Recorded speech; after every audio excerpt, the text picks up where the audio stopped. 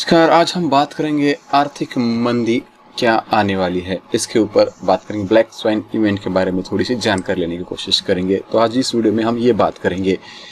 तो सभी को लगता है कि कुछ ऐसे हम कह सकते हैं कि थोड़ी सी घटनाएं घटी रही है कि जो कि इसमें आर्थिक मंदी आ सकती है। तो उससे पहले हम बताएं कि आपको ब्लैक स्वाइन होता क्या है। यानी एक हंसों का जोड़ा रहता है जो कि ब्लैक हंस रहते हैं, उसका बारे में हम ये बताएंगे। तो उसके बारे में थोड़ा सा आपको ओवरऑल जानकारी देते, थोड़ी सी सिर्फ 5-10 सेकंड में आपको बताएंगे कि ये क्या होता है, ये नाम कहाँ से आया है। कि ये एक कुछ यहाँ पे यूरोपियन लोगों ने माना जाता था कि यहाँ पे 1697 से पहले माना जाता था कि जो हंस रहते हैं वो सफ़ेद रहते हैं। यानी जो हंस के जोड़े रहते या हंस रहते वो सफ़ेद रहते, ब्लैक नहीं रहते। उनका कहा था ब्लैक नहीं रहते। लेकिन कुछ यहाँ पे जो कि ऑस्ट्रेलिया में पहली बार काला हंस पाया गया है। यानी ऑस्ट्रेलिया में इसका पहला जो हंस था वो काला पाया गया। तो उसे यहाँ पे बताया गया कि ये ब्लैक यहाँ पे जो रहता है ब्लैक स्वान प्रघटना, यानी ब्लैक इसे इवेंट कहा जाने लगा। उस घटना को कहा गया। तो इसे हम ब्लैक स्वाइन इवेंट कहते हैं। इस तरीके से इसका नाम पड़ा है। और जब 2008 में जब यहाँ पे जो आर्थिक मंदी आई थी, लगभग हम सभी विश्व की आर्थिक मंदी कहते हैं, उसमें भी कहा गया था कि कुछ ऐसे ब्लैक स्वाइन इवेंट ही आ गया था। कुछ ऐसी घटना घटती है कि आप अपेक्षा नहीं कर सकते और उसे आ सकती है।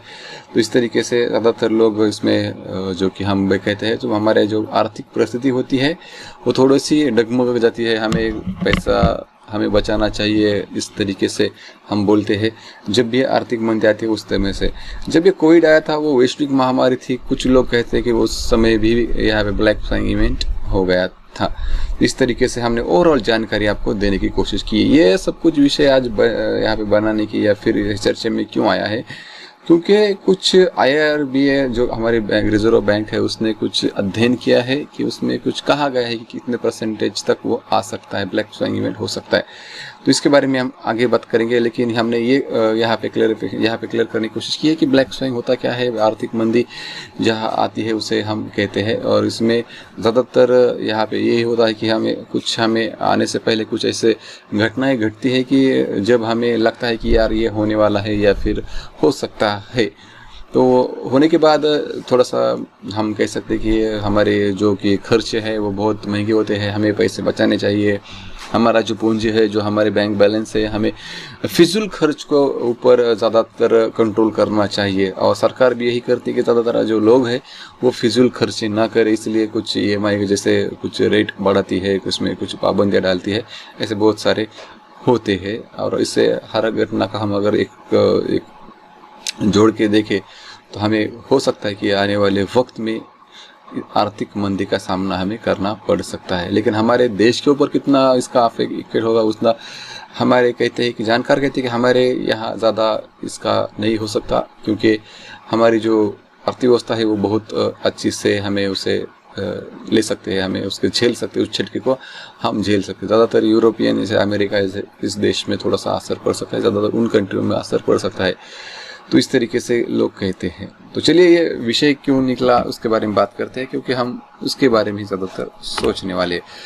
तो ये है कि RBI ने एक अध्ययन किया है। उसमें कहा है कि $100 अरब लगभग आपको 7,80,000 करोड़ रुपए का जो पूंजी है वो यहाँ बाहर निकल सकती है वैश्विक जोखिम की तरह। यानी इस जो काले हंस की घटना में भारत से भी होने की संभावना है। यानी इसमें आपको जो हम कहते हैं कि ब्लैक स्वाइन इवेंट है, इसमें भारत का भी कुछ यहाँ पे होने वाला है। कुछ इस तरीके की रकम हम यहाँ से बाहर हमारे निकल सकती है, हमारे मार्केट से, हमारे देश से निकल सकती है। ऐसा कुछ हमने अध्ययन किया है। इसके ऊपर यहाँ पे संभावना जताई गई है, फिक्स नहीं है, सिर्फ एक संभावना जताई गई है कि ऐसा हो सकता है। जब यहाँ पे जो आर्थिक मंदी आती है तब इसे हम ब्लैक स्वाइन इवेंट ही कहते हैं, जो कि अचानक जो भी घटनाएं घटती है।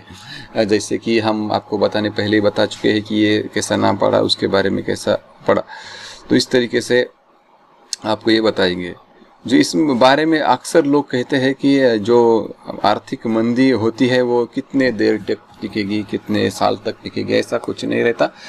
सभी आपको यहाँ पे आपका पैसा जो रहता है वो आपकी जो पूंजी रहती है, आपने जहाँ इन्वेस्ट किया है वो आप जो कि फिजूल खर्चे, क्योंकि अभी क्या हो गया है, जो कोविड से हम बाहर निकले हैं तब हम 2 साल हम ज़्यादातर लोग थोड़े से थे, लेकिन अभी यहाँ पे पूरा मार्केट खुला हुआ है, सब लोग यहाँ पे कुछ अपना बिजनेस बढ़ाने में लगे हैं, कुछ आपके जो कि हम अगर गवर्नमेंट एम्प्लॉयज़ है या जो कि खासगी एम्प्लॉयड है वो ज़्यादा अपने नौकर पर ज़्यादा ध्यान दे रहे हैं, अच्छे खासे से मेहनत कर रहे हैं, सब कुछ कर रहे हैं, लेकिन जो इफ़ेक्ट पड़ना चाहिए था वो थोड़ा सा, जो हम डिमांड एंड सप्लाई की बात करें तो थोड़ा सा, और यूक्रेन का युद्ध भी बहुत दिनों से चल रहा है, जहाँ पे ज़्यादातर हमें लगता है कि हमारा जो डिपेंड रहता है वो हम क्रूड ऑयल के ऊपर ज़्यादा डिपेंड रहते हैं, उसकी तरह से थोड़े से भाव भी, थोड़े से जो क्रूड ऑयल के भाव है थोड़े से बढ़ चुके हैं, इसलिए हमारे ऊपर भी थोड़ा सा इसमें दबाव आता है कि हमारा जब भाई जो डीजल पेट्रोल के दाम बढ़ते हैं तब हमारी वही होती है कि हर चीज़ के दाम बढ़ने लगते हैं।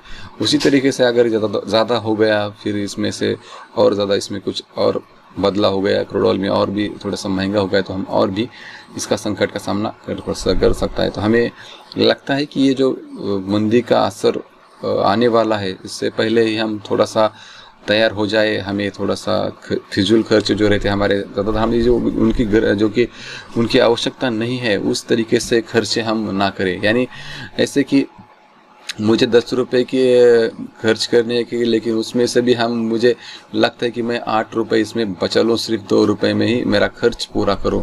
या हो सकता है कि 10 रुपये में से मैं लगभग 5 रुपये खर्च करूँ, मैं 5 रुपये बचा लूँ। इस तरीके से जो कि हम यहाँ पे आंख बंद कर 10 रुपये खर्च करते थे पहले, अब थोड़ा सा हमें कंट्रोल करना पड़ेगा। 10 में से लगभग आपको 5 रुपये या 10 रुपये हमें बचाना सीखना पड़ेगा, तब हम इससे थोड़ा सा निकल सकते हैं। और हमारे